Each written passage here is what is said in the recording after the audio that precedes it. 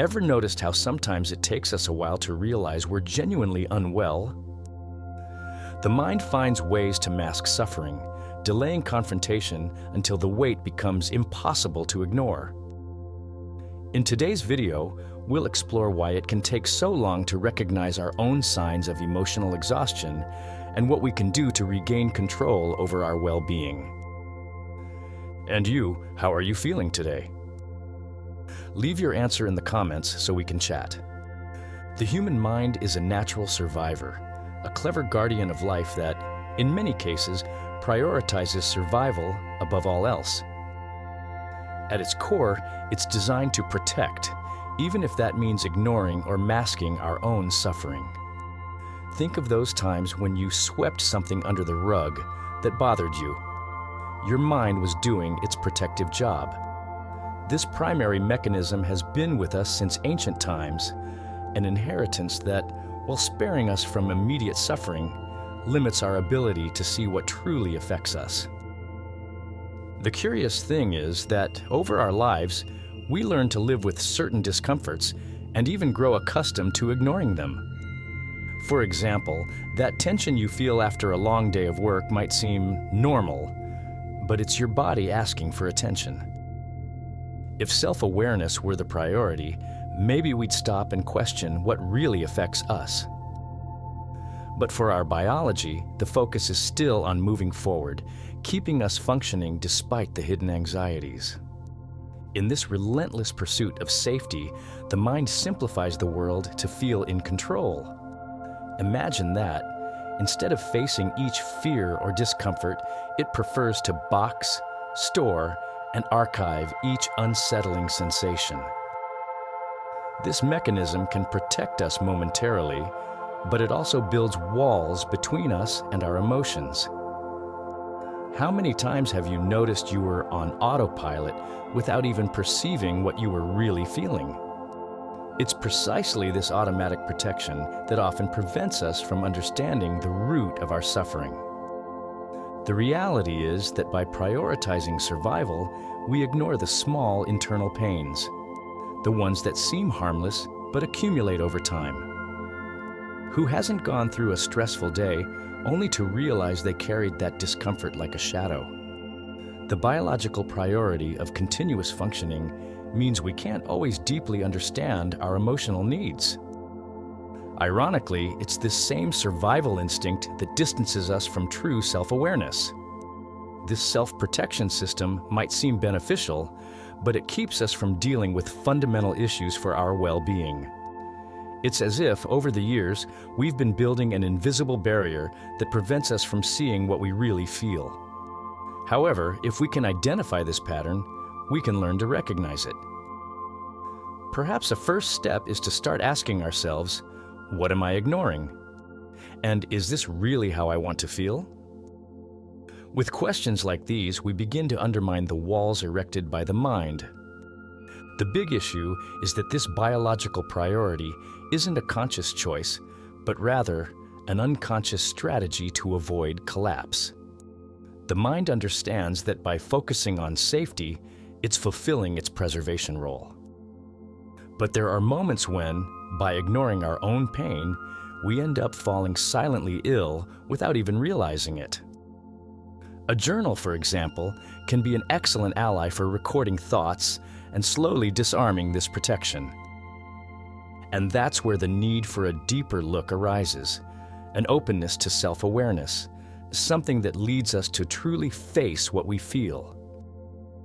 This is the moment we start to realize that to live fully, we may need to go beyond survival. Because by accessing this self-awareness, we pave the way to understand what really bothers us, giving space for true self-recognition. From childhood, many of us develop survival mechanisms in response to challenging environments. Imagine a child growing up in a home where love and security are scarce. They seek ways to understand what's happening around them, even if that means blaming themselves. This self-blame becomes a way to rationalize the inexplicable, a means not to crumble in the face of a reality too harsh for their fragile mind. For many, this is the beginning of a journey of adaptation where suffering itself is normalized. In these tough environments, the child may also end up idealizing those around them, even if those people hurt them. It's a way to preserve a sense of belonging and hope. After all, how can one endure pain without finding something or someone to believe in? This idealization is a powerful shield, but also a prison. For them, maintaining this illusion is to survive, even if later on it becomes a deeper emotional wound. Survival mechanisms arise with the purpose of protection, but they come at a high cost. A child who learns to bottle up emotions to avoid conflict at home, for instance, carries this practice into adulthood, where they end up repeating the pattern. They avoid confrontations, fear judgment, and often suppress their own needs. It's a reflection of years of adaptation to a traumatic situation. The big challenge? Unlearning these habits when they're no longer necessary for safety. This process of adaptation is so profound that many times the person doesn't even realize they're carrying these automatic behaviors. When faced with similar situations in adulthood, their response is still self-protection, even if the environment is now safe. It's as if a part of them is still stuck in that time and place where they felt vulnerable. Identifying this can be challenging, but it's the first step to begin freeing oneself from these ingrained responses. The problem is that if these mechanisms go unaddressed, they end up shaping how a person sees the world. For them, the perspective is one of constant alert, always expecting an attack or judgment. So, how to break free from this? One way is through therapy, where the individual can explore the roots of these behaviors and question the validity of these old defense mechanisms. Recognizing they no longer need to protect themselves in that way is a transformative process. By understanding that those mechanisms served only for past protection, the person gains more clarity about who they really are.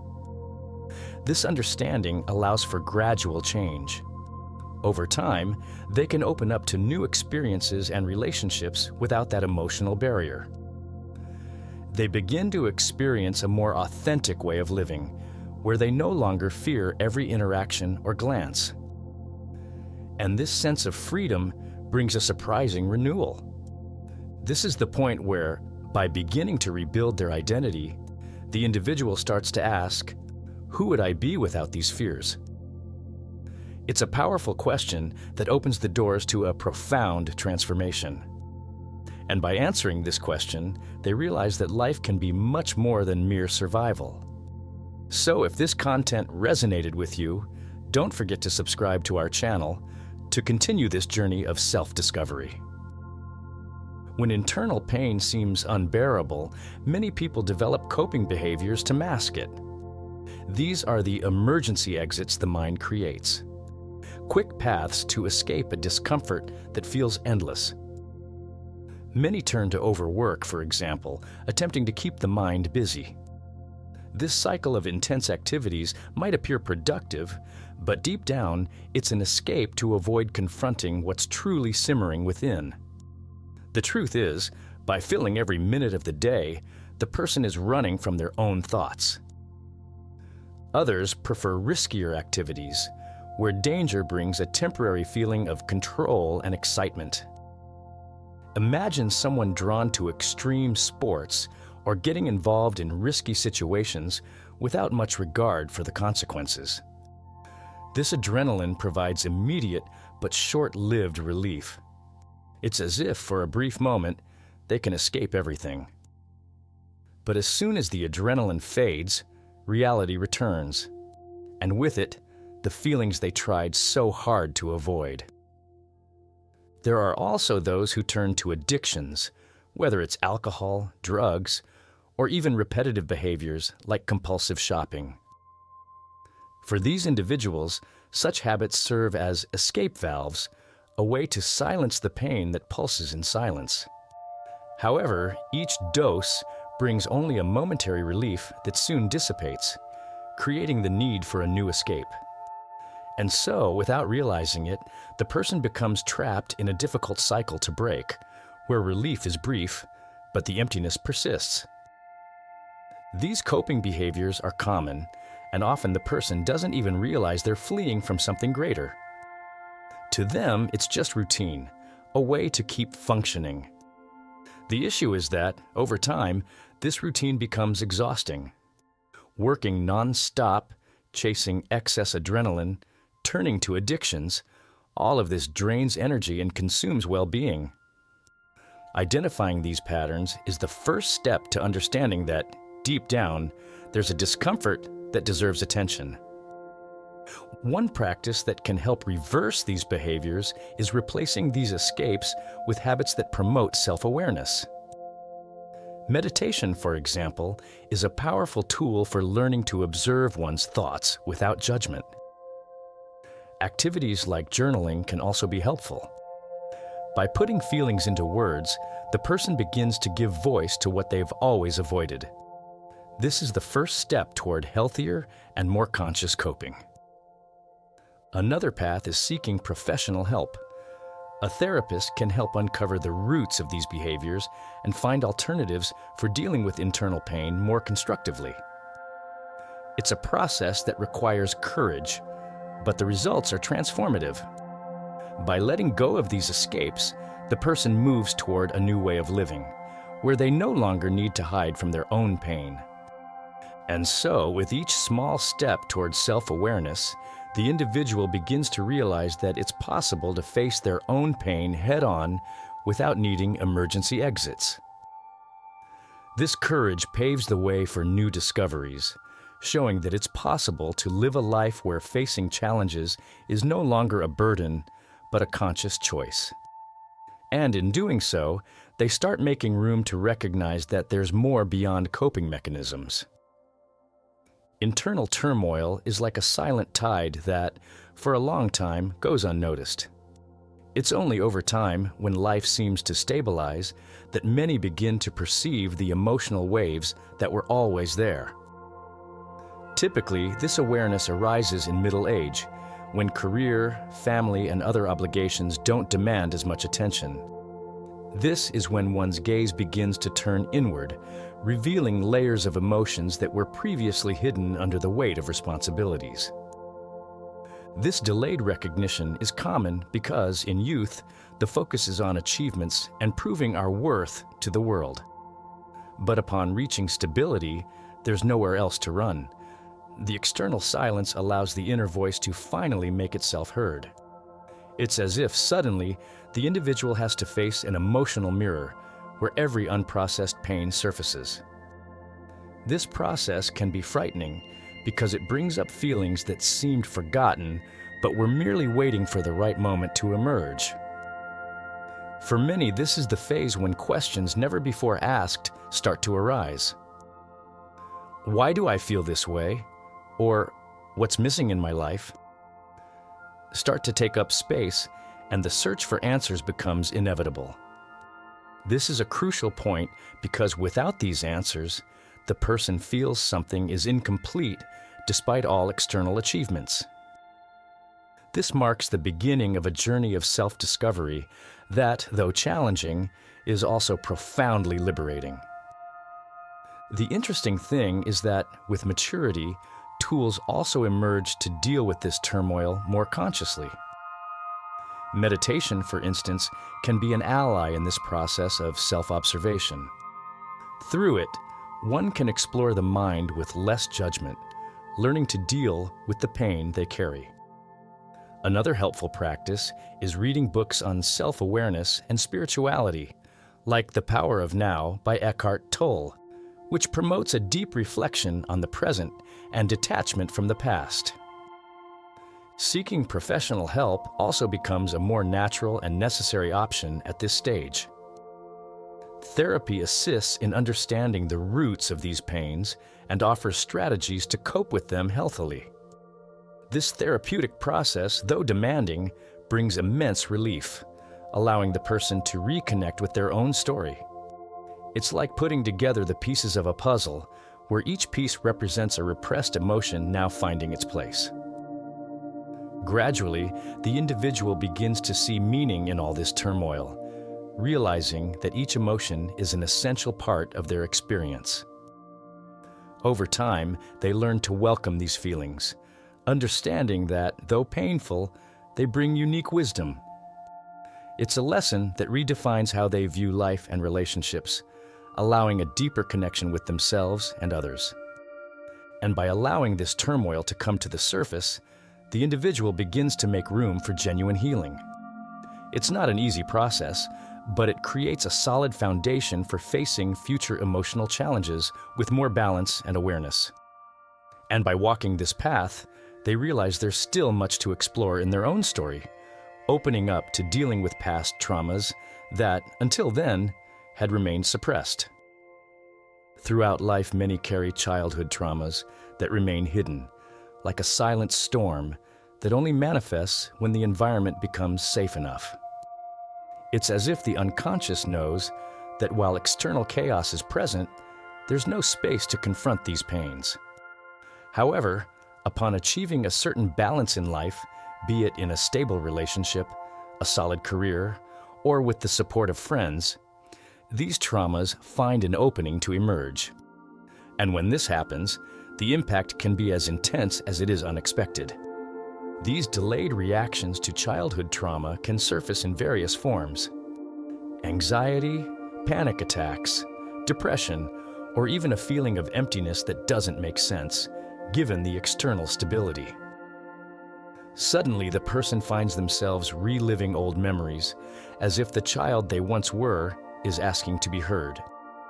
This is a call to confront what was once unbearable, but can now, with maturity, finally be faced with courage and support. For many, this is when the need for therapy arises, a safe space to process repressed emotions. In a therapeutic setting, the individual finds the support necessary to revisit the past without getting lost in painful memories. Therapy helps to reframe these traumas, allowing the person to understand the impact they have on their current life and how they can be healthily integrated into their identity. A practical example for dealing with these reactions is to start with self-care practices, like creating moments for introspection and self-awareness. Activities like therapeutic writing, where one expresses their pain and frustrations in words, can help in the process of externalizing what was kept inside. These small acts of self-care are essential steps in reconstructing one's own story, realizing that it's possible to live without constantly carrying the weight of the past.